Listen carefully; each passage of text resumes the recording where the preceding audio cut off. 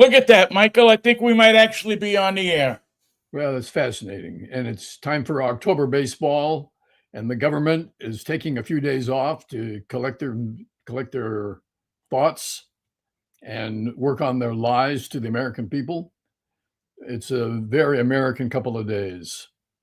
Yeah, it And sure is. It's Michael Knight, New York, Vinnie, here on your sound implement, whatever that may be, radio, television, some kind of computer thing. However you get your sound, your entertainment, we're there. Monday, Wednesday, Friday mornings at 10:10 or thereabouts. We seem to if you always have. haven't seen us, if you haven't seen us on your Tutor, give it a shake. We're in there somewhere. Just Yeah, shake it a just little bit. kick it, tap it. My old man used to say, if you hit it, and it doesn't work, throw it out. That was his credo. That's why we had a lot of cars on the lawn. That means it's broken. It's You just hit it, it broke. doesn't work. It's broken. Something It's broken not there. working. Yeah, and Michael is in Pasadena. I'm up here in Seattle, and together we do the show, as I said, and we'll do it today and do it Friday until somebody stops us. Until we're dead. And even when we're dead, we've left tapes. Until the government starts up again. We're going until the government resumes its responsibility to the American people. Well, that's not going to be easy. The government is going. It's just that they've decided to stop certain parts of it. Like you can still, if you need to have an ICE raid, if you need some people to come down to Memphis and knock your door down and look for some people that supposedly weren't born here, you can find that easily, very easily. That's being funded. If you need a raid in Chicago to go after a gang, which they say that they were doing, you can find that easily. If you need, what about paying them though? Yeah, if you need the congressional barbershop, no, that's open. You can, if you're a congressman or a senator or some other hack in the government, high or low level, you can get the buzz cut. No problem. What about breakfast in the refectory?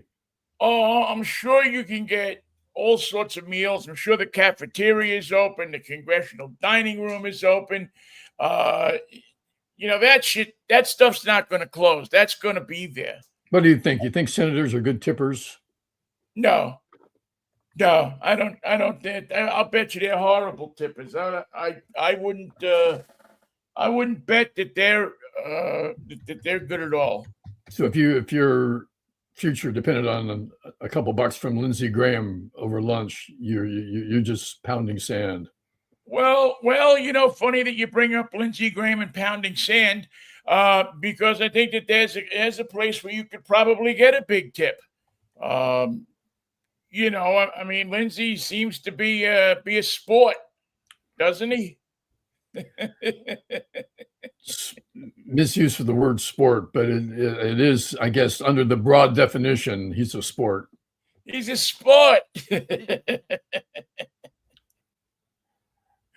And John Fetterman, who had some mental problems that he's dealt with and had to address and had to take some time off, is back, but he doesn't want to be a Democrat anymore. He's taking the spot of the guy from West Virginia.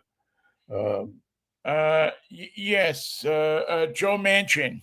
Yeah, used to be we could get everybody at lunch today if not for Joe Manchin, but Joe Manchin. So now it's Steve Fetterman, who's gone over to vote with the Republicans. Yeah. Yes, John Fetterman, but yes. I always call him Steve. Yeah, it's John, but that's okay. He'll answer to both. Yeah, he's he's had this problem with the Democrats, and I don't particularly disagree with him completely. I don't agree with him completely, which is part of the problem. You see, part of the problem is that you have to walk in lockstep, either being a Republican or being a Democrat. they frown upon you if you think independently over anything. And that seems to be Fetterman's um, problem is he thinks like he wants to think on certain issues.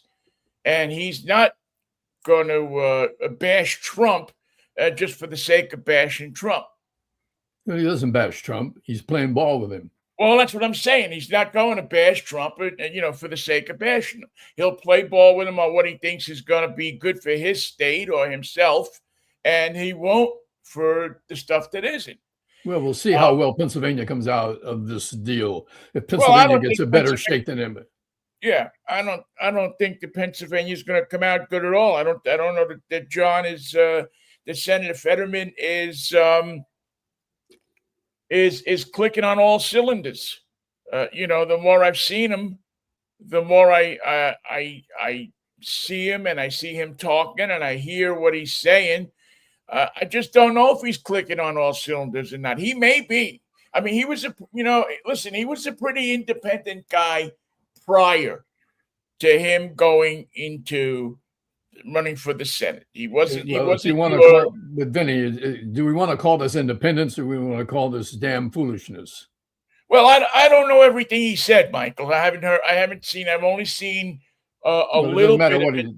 So I haven't seen everything he said. So I don't know if he's being foolish or if he's being just wanting to be out there for the sake of being out there. He's going to be gone in 2 years anyway. He's not going to get reelected. It's becoming obvious that that's happening. Maybe he thinks that this is the way he will get reelected. I don't know. Maybe he thinks that his state is moving over toward a conservative, a much more conservative tilt, and he thinks that this is the way he's going to keep office. I don't know that that's true or not, but I could see that as being one of the reasons for him doing it. Well, he gave his vote. It wasn't enough to make a difference because they had a slush fund of 6 votes, and they got 3. They being the Republicans. So it didn't achieve anything except to erode his relationship with his own party. Because the Republicans aren't going to welcome him. They're going to treat him like a damn fool. Well, they're going to do what they did to Manchin. I mean, play him into the gutter. Right. They'll play him, just like they did Manchin. They played Manchin and until he just walked away from it. But, Manchin got what he wanted out of it. He was ready to go. He served his 6 years, and he was ready to say, see you later. So it's, it's just, it's such a screwed up game, politics. Well, I find it fascinating that they, meaning the Congress, does not have a plan or a set of rules that they have to follow to restart the government. They're going to have to invent this out of whole cloth again.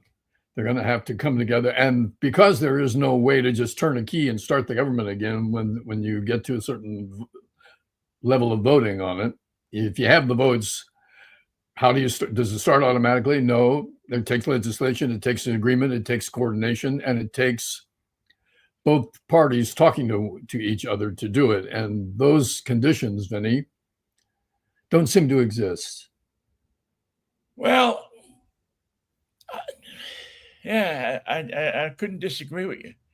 It just doesn't seem like anybody really knows what they're doing. But I also have to think that somewhere the sergeant at arms or the president or somebody there has a book with the rules of how you start. You start by telling people to go back to work. The parliamentarian.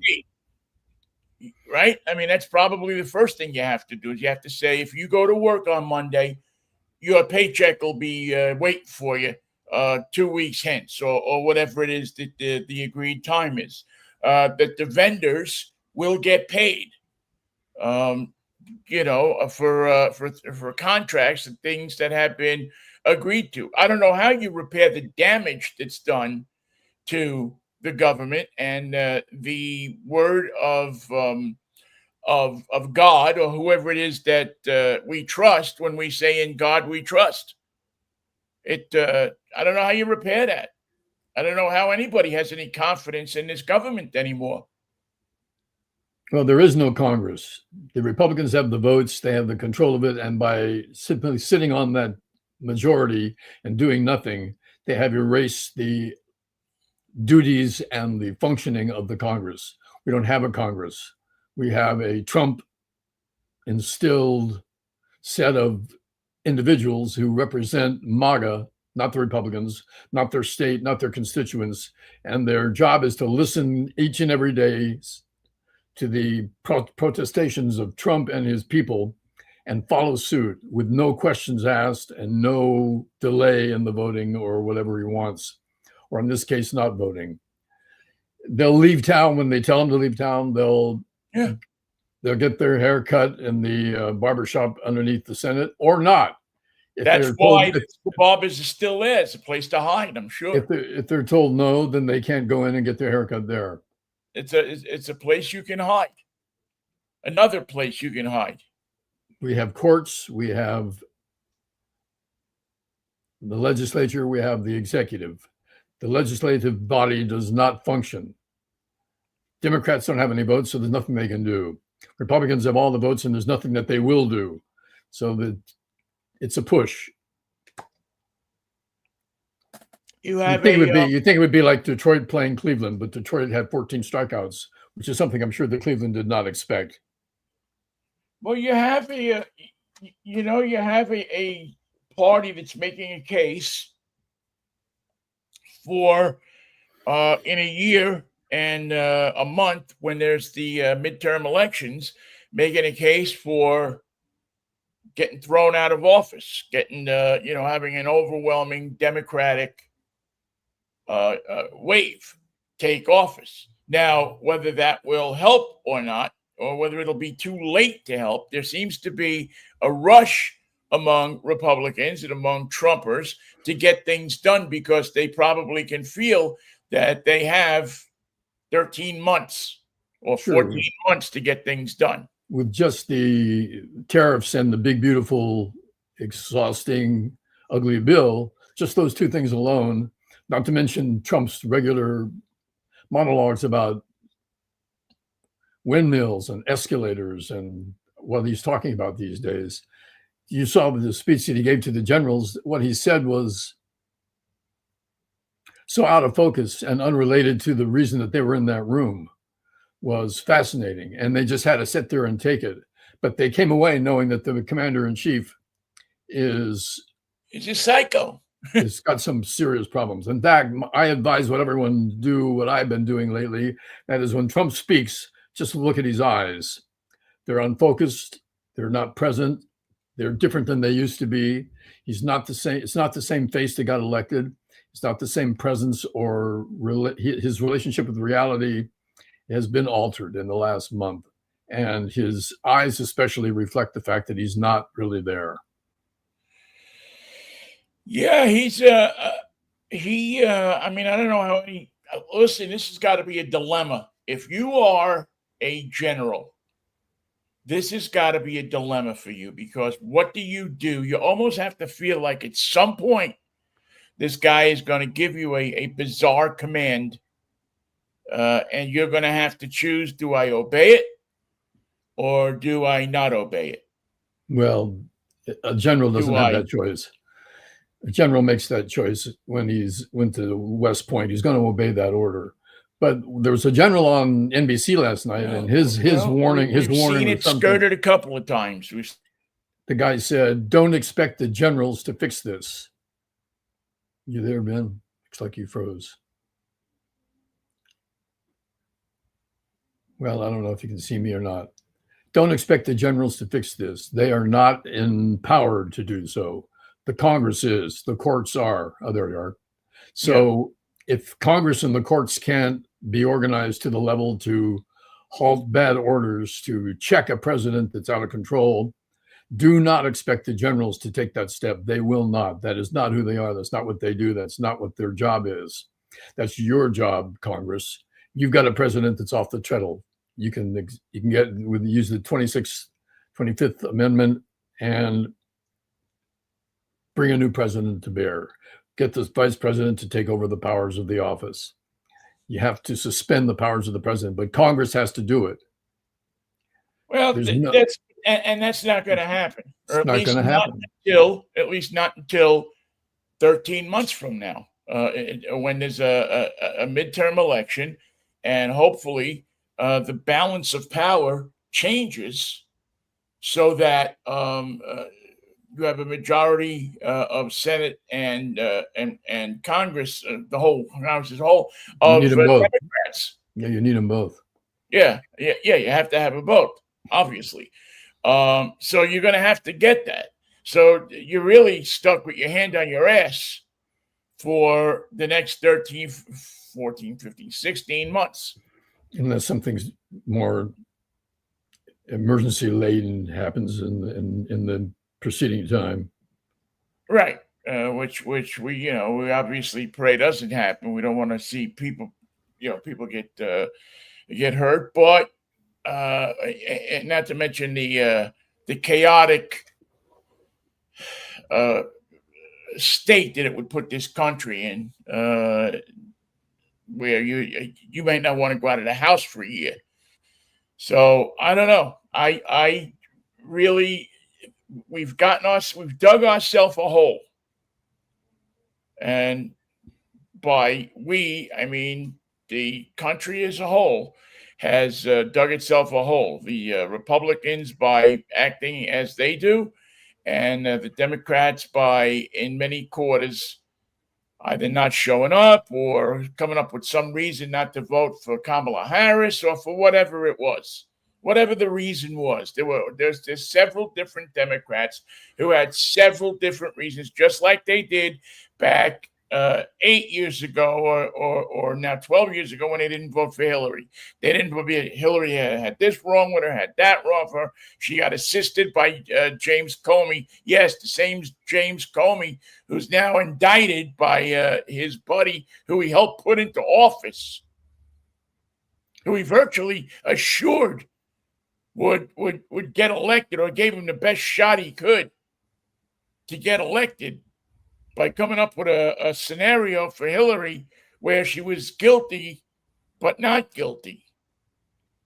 But they made it look like she was guilty. And Comey did what the FBI will never do. Anybody who's been in a news business for a week will tell you that the FBI does not comment on ongoing investigations. No comment, except in this case, when running for president, allowed him to make the comment that got her beat.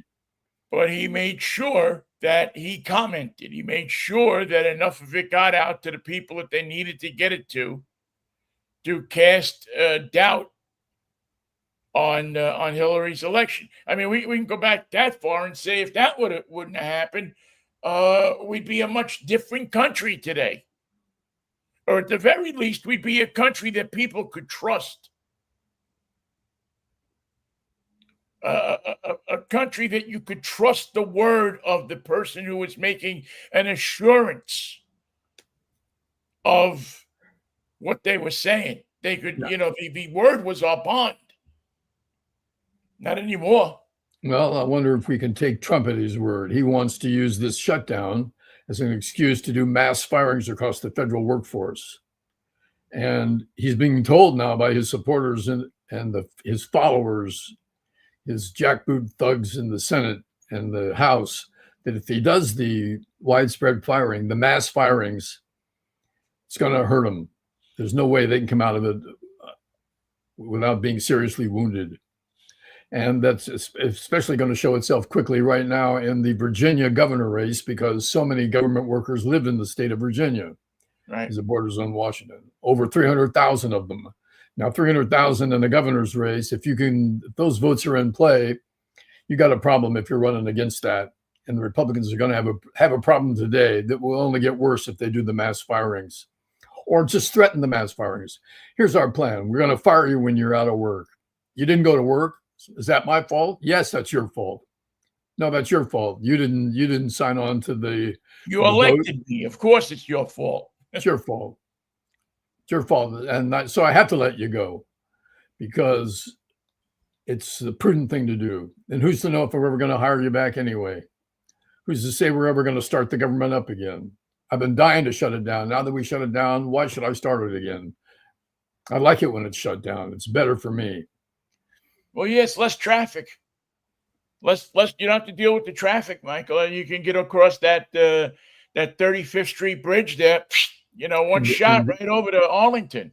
And has anyone said Jeffrey Epstein since the shutdown? No. I don't think so. No, I don't think you'll hear that name again. You won't see Epstein around here anymore.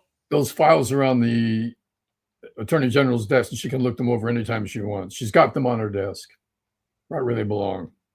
Yeah, she's not going to look at them. She's too busy running down to Memphis to tell everybody what a great job that her people in the vest are doing, rousting people who are stealing cars. Or they'll just get you in the courthouse.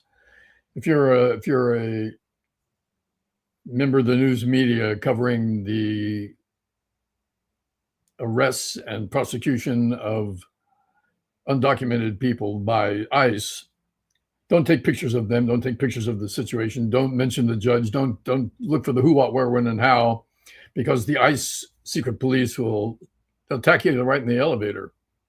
Well, they'll come to your house. They'll figure out. They'll want to start looking at your gardener and your domestic people and the people that live around you. You don't want that to happen, do you? You might be accused of being a gardener. We can do this the easy way, or we can do this the hard way. And we invented the hard way, as we have every day on this job. Right. So we know what the hard way is. We invented it. We can show you. We helped Nicholas Pileggi write the book. So. And if we can make all our generals sit in the room and listen to drivel, we can do the same to you. So are you ready for your lesson of drivel? We're ready. The president is speaking. You can just duck in and sit there for a while. You don't have to hear the whole thing. 20 minutes is plenty. He's going to go on for over an hour. And then J.D. Vance has a few things that he wants to say. When has he said anything that's made any sense? I didn't say we would translate in terms of sensical comments, but he does have something he wants to say. Yeah. I mean, have you heard him? Am I missing something, or has he said something that wasn't either something that his boss said yesterday or the day before, or just nodding his head in agreement? It's hard to follow JD because he's got some original ideas that he has to set aside so that he can endorse what Trump has said. And it's hard to keep up with Trump. He's got that 10 o'clock press conference with somebody from Turkey and somebody from Iran and somebody from another country. And he's not going to let them talk. And he's going to take questions about escalators and windmills. Exactly. It amazes me that somebody would want to sit there in a press conference with him.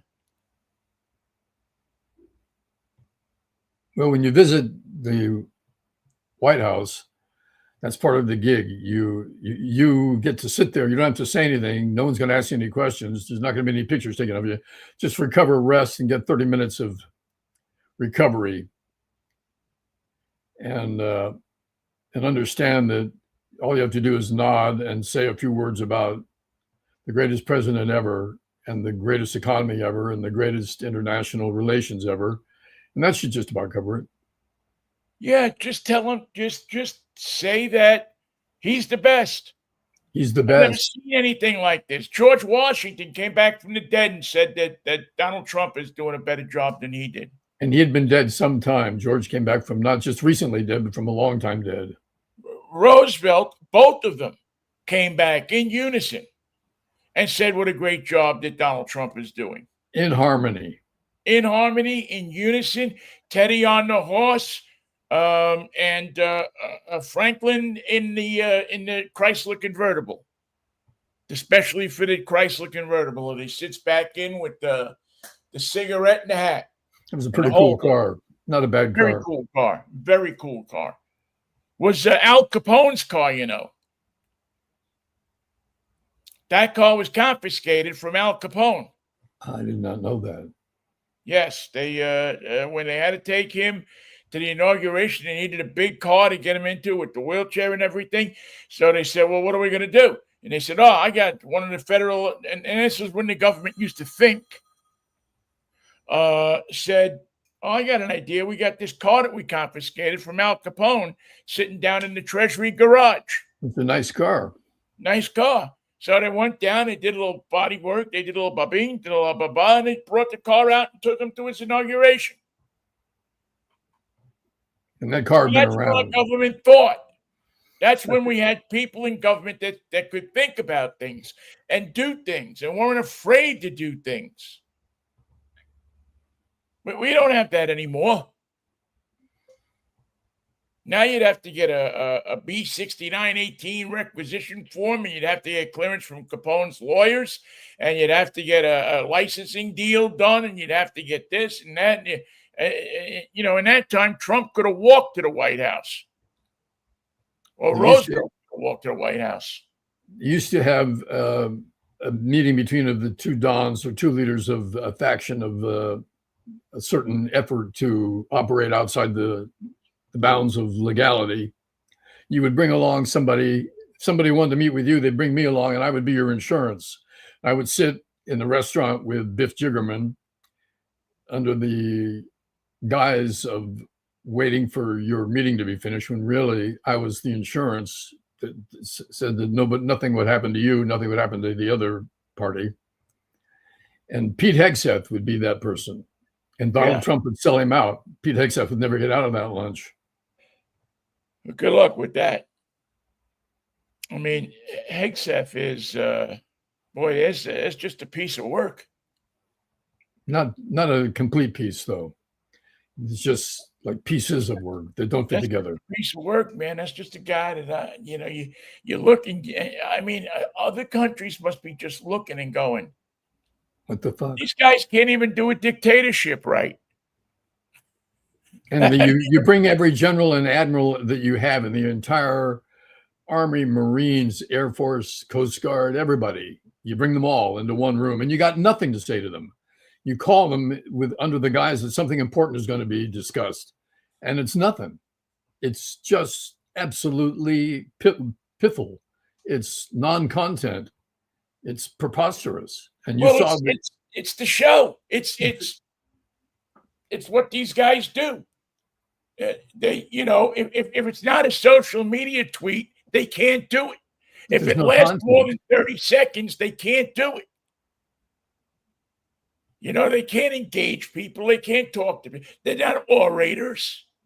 They speak in 30-second tweets or 30-second sentences. And if they can't do it in all caps or not all caps or whatever, they got nothing. They got nothing.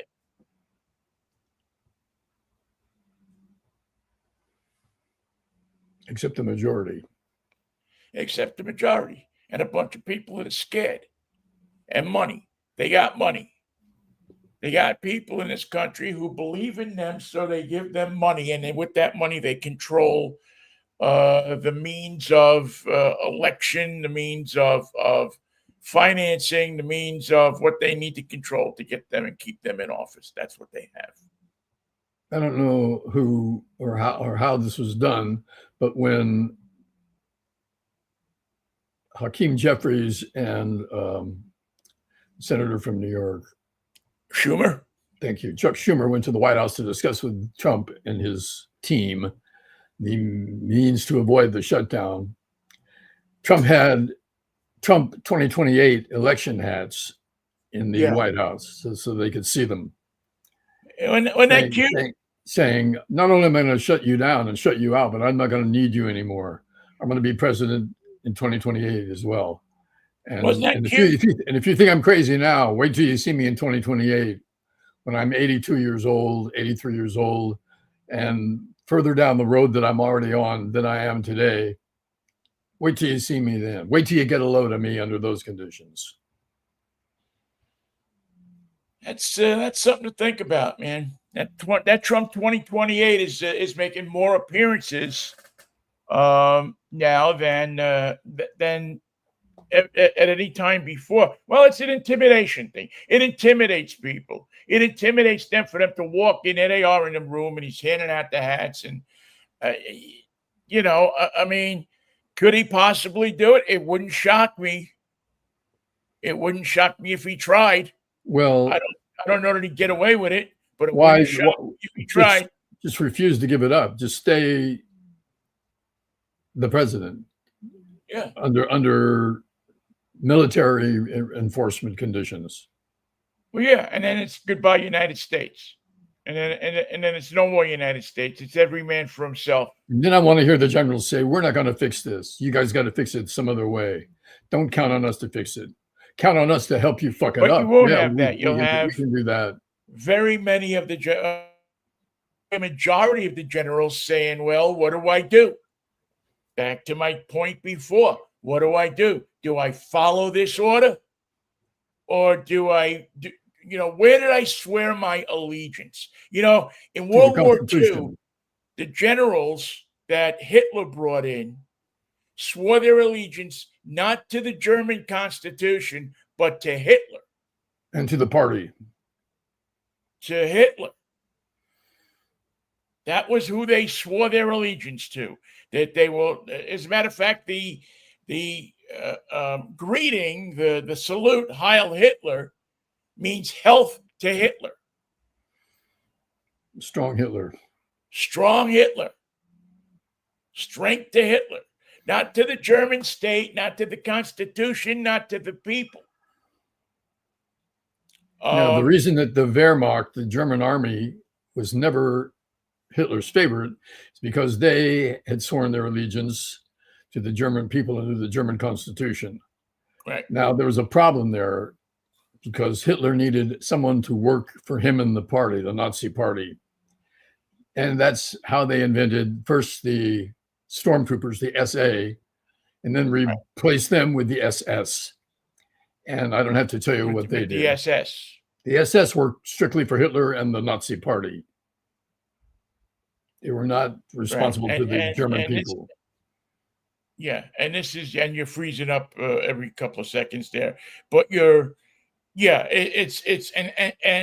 I can't tell you how many, and you studied this. I mean, you know this, how many parallels there are to what was going on then in the 30s in Germany and what's going on now. And if you don't think there is, just go back and look at those history pieces on World War II and the rise of Germany.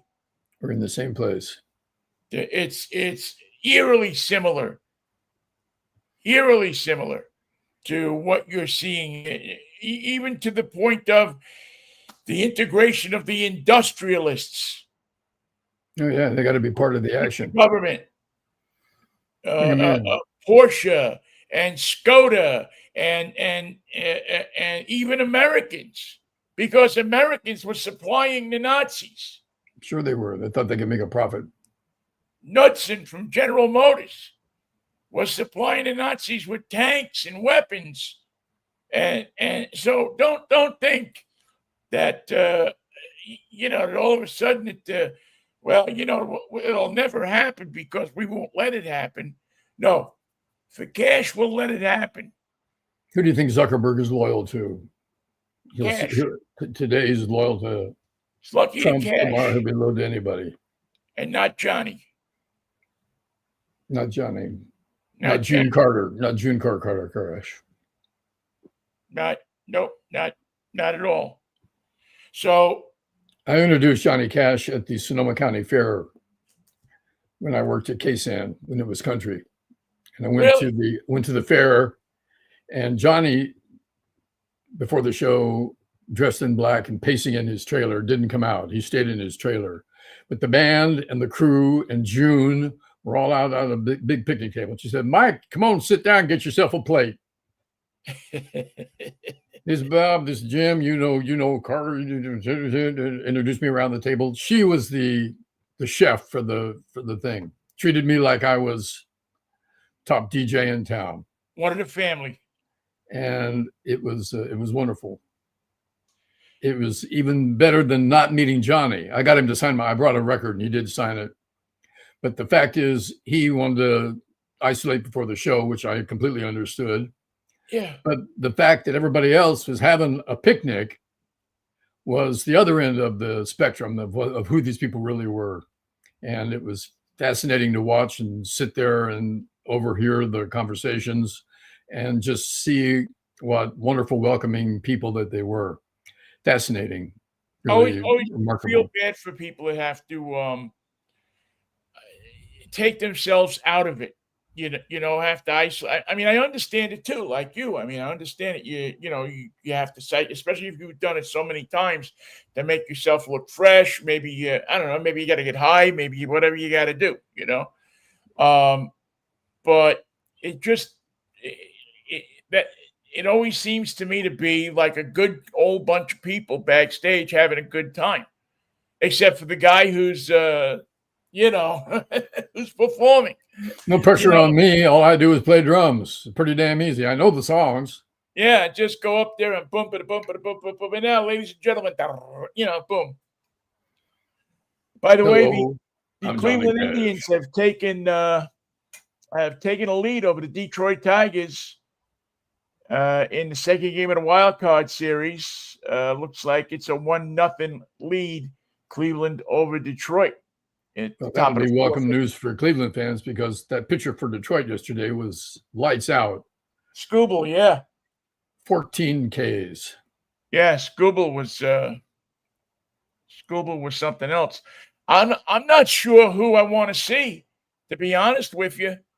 Both of these teams could be tough, or are tough. That could be tough. Are tough.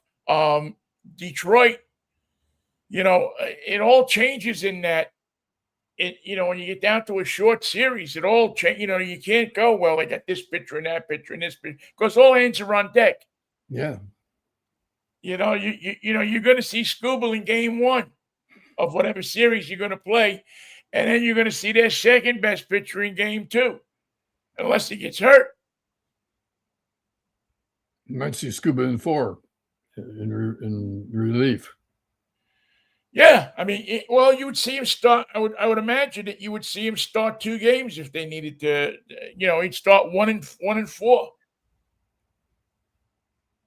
So it'll be interesting to see. Obviously, who wins this? It'll be more than interesting to see. It'll be determining. I like Detroit's team, but Cleveland is got a lot of. It's a good ball club. They got a lot of young guys on that team. They got a lot of talent. And they may not have the major league experience that Detroit has, but there's a lot of talent on that team. And I like their manager, Vogt. He was a catcher for the Giants for a while. Yeah. He was an interesting fellow, and he had a good season. By the way, Bruce Bochy's no longer with Texas. And so it looks from the outside as if we're going to bring the old band back together again. No guarantees, however. Well, is that better? Is that better to do that, or is it better to go out and find somebody who's going to be the manager of this club for the next 10 years? Well, I think if Post comes, he'll come for a year or 2 years or 3 years, but he's not going to stay that long, right? No, he would have to change the culture and change the winning attitude. I mean, I love the guy. I think he's a great baseball guy. I mean, he obviously knows how to run a club and knows how to handle people and is well respected and everything. My friend John McLaren talks so highly of him all the time. And just what kind of a clubhouse manager he is, that he just has his people doing what he needs them to do without thinking that they're doing it for him. It's almost like kind of Lou in a strange way, where Lou used to have people doing things for him that they didn't even know that they were doing for him, but yet they were doing it. Time for you to do that thing. What thing? You don't know you're doing it, but do it again. So anyway, I don't know. I mean, I'd almost love to see Detroit. I'd almost feel better seeing Detroit. Now, let me ask you a question that I got posed on the internet yesterday, and we'll get back to talking about the other games in just a second. But so, who is the MVP this year? Is it Judge or is it Cal? I think it's Cal. Yeah, I do too.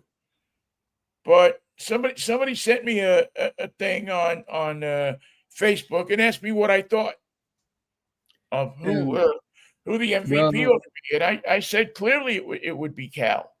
I think Judge had a great year, but he also was out for a while. He was injured. His team did not have had different struggles than the Seattle put up with. They had uh, problems with their sustaining victories. They lost a lot of games that they shouldn't have lost. The Yankees were presenting as a weird team, a team that they'd lose 8 in a row for no particular reason. They had tons of talent, but they couldn't seem to marshal it and bring it to bear on game time situations. And they got a lot of criticism for it. And I know that they pulled out of it. In New York. They had a situation where now they're neck to neck once again with Boston. Seems like they play Boston every other day through the regular season, through the postseason, through the playoffs, whatever the case may be. Who are you guys playing? Well, we always play Boston. Who are you playing? Well, we get somebody different every year. Yeah, we just play Boston. That's all. That's it. Although this is the first time in a long time that they've met is it the postseason or the division series, because they were in the same division. So it's been a long time since they've met in the division series. I wasn't aware of that. I thought they played every year. Yeah. Well, I mean, they play obviously during the regular season, but even that now isn't the same because they changed the scheme. They used to play each other 19 times a year, but they've changed that. Wait till the robots when the robots take over, which will be next year. The ball and strike robots take over opening day next year. What's the official name? Ball and strike bot? The bot says you're out. Yeah, I forget what it is. I have a question. Are they going to get the umpires a seat? Are the umpires going to be able to sit in a chair now? They give them a folding chair like they do with the ball boys on the foul lines. Yeah, is that going to be a thing now where the umpire is good because they're not going to have to stand there anymore? And they're going to have to really even look.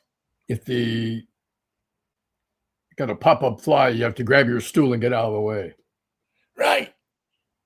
And somebody's going to get hurt doing that. Someone could get their eye put out. Somebody's going to get hurt doing that, picking up that, especially some of these umpires. I don't see a lot of these guys as picking up their chair and running 20 feet out of the way. They just don't have that good first step that they used to have. But I think that they should get a chair. I think they should get a seat. Now, maybe they have a bat boy with them so that when the ball is popped up, the bat boy says, run that way. What about the little golf seat that folds out and just stick it in the ground and you lean against it? One of those umbrella seats that you see with that, it folds. You got the little stool that folds out there. You can sit there and pick it up and go. That's a good look. And it can be electronically linked to the bot. And you can sell it.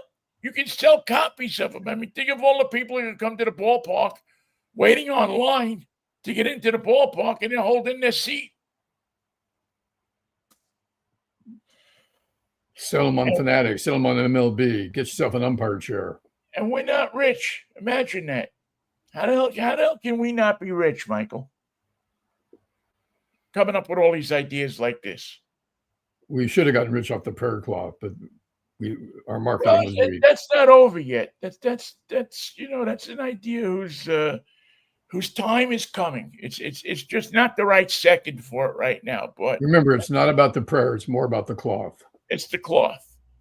God talked about what is it? Sackcloth ashes in, what was it? Sackcloth and ashes. I'll put ashes in your sackcloth Something like that. Yeah. if you don't get these calls right at home plate. That's what I'll do. MLB, you check that out. You go and you see if you can't find an umpire, get a chair for an umpire. You could use a big Adirondack, but those things can be hard to get out of, especially if you've had a drink or two. Yeah, you can't get that out of the way quickly. And Smokey Burgess could be at second base. There's a whole list of things that could happen, and you don't want that chair to be in the way when Smokey comes around third. Yeah, you could have Smokey running. You could have Cleet Boyer standing there at third. Not his better known brother Ken, but Cletus, which I always wondered, even when I was a young man, who names their kid Cletus? Well, if you know he's going to be a great third baseman, you want to call him Cleet. I don't know. Cletus doesn't figure to me. I'm sure in grade school he had a hell of a time with that name. Think so, huh? Hey, Cletus, yo, come over here. Oh, man. Well, the only game yesterday that was probably never in doubt was the Dodgers in Cincinnati. I mean, Ohtani got that thing off to a rocket start. And then 454 feet. Mariner, Teoscar Hernandez. He did it too. Finished the job, really. Another guy the Mariners didn't need. Well, the Reds presented as a team that was equal to the task, but the long ball just put them out of the running in a hurry. I don't know. I think that was an extremely weak. It was 5-0, then it was 10-0, and then finally they got some runs. It was like boom. I think I went out to get a slice of pizza, and I came back, and it was like, because you can't have a playoff game without eating pizza. No, you can't. No, it's against. I could do it without wings, but now, luckily, there's no. The Yankees are in it, so I guess. But I was going to say, Yankees in Boston. I might have to make something Italian for that one, but. So you got Chicago and Pastrami will do. Yeah. But you have the Cubbies and the Padres. Cubbies were exciting. Yes, I mean, listen, it's hard to win in Wrigley Field, except if you're an opponent of the Cubs. Yeah, but and it was pretty tight. What was it, 3-1 or something? Yeah. And the Yankees and Boston, they used as they always do, a bunch of ex-Yankees to beat them. Do you have any Yanks on your team? Ex-Yanks? Yes, we do. Well, we'll play you. Man. We're going to put them out there. We challenge you to a game under those conditions. We're gonna beat you. We're gonna beat you by just dropping the ball in front of you guys. Sorry. That's all we need to do. We don't even really need to hit a lot of home runs, do this, do that. We just need to drop the ball in front of you. Like at a hockey game. We need to get some timely base hits. That's what we're all about. We're all about timely base hits. And driving Aaron Boone crazy. Poor Aaron. Yeah. I mean, they're blaming him for everything. Sports shows are blaming him for changing pitchers because he had a scoreless game going with 6 1/3 innings, and he probably had good reason with the pitch count to say that's all for you. But the results were not what he had in mind. Well, Boston wins. Yeah, well, listen, let's face it. Crochet was handling them pretty easy. I mean, he was doing a job comparable to what Scooble was doing in Detroit. I mean, it was. They're playing in Cleveland. Yeah, but that's what I meant. The Detroit-Cleveland game. Right. I just thought what did he strike out? 11? 14. Oh no, that was Crochet, I think, struck out yeah, 11, but he was having that similar type of game where he's fooling right. people. He was moving the ball around. The one thing I like doing, and I really don't like doing it, but I like doing it, is I like listening to the game on radio.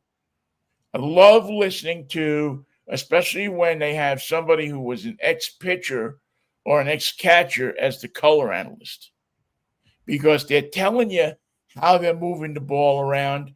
They're telling you what to look for in the next pitch. They're really explaining the game to you and the thinking behind the mind of the pitcher. And I think it's neat to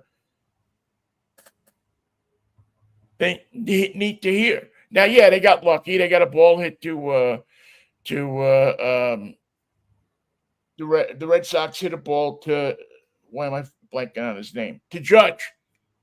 That I guess is he's having trouble. So I don't know. We'll see. We got an interesting game today. Survival games. It's survival day. Win or go If you home. lose today, you lost yesterday. You're Forget about it. tending to your garden tomorrow. Do you play golf in the off season? Because it's time for you to find your clubs. Yeah. And the one thing that was good about Crochet too, I thought, is that he didn't walk anybody. He attacked the people, he Didn't give attacked the anything bag. up. Yeah, he attacked him. He wasn't afraid of him. A lot of times you'll go into Yankee Stadium and it has an effect on you. It has a, how It's do you call it? intimidating. It's intimidating. Even the new Yankee Stadium, to a degree, even the new Yankee Stadium has an intimidation factor. The crowd. I don't know if they would let us do it today, but we stood at home plate when we were in New York when the Mariners were playing the Yankees at Old Yankee Stadium. And I stood at home plate in the batter's box and looked at what it would feel like to be at bat in Yankee Stadium. It was a great moment. I've never done that at any other stadium, but why we were allowed to do that, I don't. The press were on the field. But when you stand in the batter's box at that Old Yankee Stadium and look to the outfield, the curvature of the earth is present to the point where you can't see the base of the outfield fence. How are you going to hit that ball over that fence if you can't even see the bottom of it from where you're standing? What kind of pitch are you going to hopefully get a hold of to hit it that far? To hit it into the monuments where Billy Martin's and Mickey Mantle's names are carved into. Paul was out there too, He had a pretty good year, not as good as Mickey. Well, it was, it used to be the old joke. There's I don't know, 8 Yankees or 1 Cardinal. Who have monuments out there. Who's the Cardinal? People are scratching their heads. No, and what Babe Ruth said, Babe, you're making more money than the president. And Babe said, I had a better year. What a better year. There's something to what you said about that curvature of the earth thing, because when I worked for the Mariners as an official scorer, which I did for a couple of years, when they gave me the job, when they said, okay, you're going to, I was just on call. I wasn't the everyday official, but I did it, I don't know, 10 times a year, 12 times a year, which I have to tell you, Michael, was quite a thrill to see your name in a box score. Yeah. It was a thrill. But the first thing I did when I got the job is I went out to center field and I stood out in center field and I tried to get the perspective of what a ground ball looks like coming out to a fielder in left field, in center field, because you don't see the ball. Everybody says, well, you track the ball. Well, like you say, you don't see the ball. Not always. Not always.